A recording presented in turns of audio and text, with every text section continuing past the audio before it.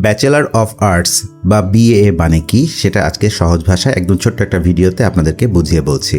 সহজ কথায় এইচএসসি বা সমমান পাশের পর মানবিক বা সামাজিক বিজ্ঞান বিভাগে বিষয়গুলোতে 4 বছরের অনার্স কিংবা 3 বছরের ডিগ্রি কোর্স সম্পূর্ণ করার পর যে গ্র্যাজুয়েশন সার্টিফিকেট দেওয়া হয় তাকেই বলা হয় ব্যাচেলর অফ আর্টস।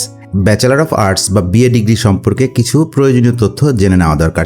প্রধান বিষয়গুলো হলো বাংলা, ইংরেজি, ইতিহাস, দর্শন, অর্থনীতি, রাষ্ট্রবিজ্ঞান বা সমাজবিজ্ঞানের মতো আর্টস ও মানবিক শাখার বিষয়গুলো পড়ে এই ডিগ্রি অর্জন করা হয়। সাধারণত এইচএসসিতে মানবিক বিভাগ থেকে পাশ করা শিক্ষার্থীরাই এতে অগ্রাধিকার পান, তবে বিজ্ঞান এবং ব্যবসা শিক্ষা অর্থাৎ কমার্স বিভাগের শিক্ষার্থীরাও নিয়ম অনুযায়ী বিষয় পরিবর্তন করে বিএ ডিগ্রি নিতে পারেন। আর বিএ শেষ করে বিসিএস, ব্যাংক, শিক্ষকতা, সাংবাদিকতা, সরকারি বেসরকারি যে কোনো চাকরি এবং উচ্চশিক্ষার জন্য সরাসরি আবেদনও করা যায়। অর্থাৎ মানবিক বা সামাজিক বিজ্ঞান বিষয়ে কোনো বিষয়ে ব্যাচেলর ডিগ্রি অর্জন করাই হলো ব্যাচেলর অফ আর্টস। আর ব্যাচেলর ডিগ্রি মানে কি সেটা নিয়ে আমার চ্যানেলে অলরেডি একটা ভিডিও রয়েছে, আপনারা চাইলে দেখে নিতে পারেন। ডিসক্রিপশনে আমি লিঙ্কটি দিয়ে দিয়েছি।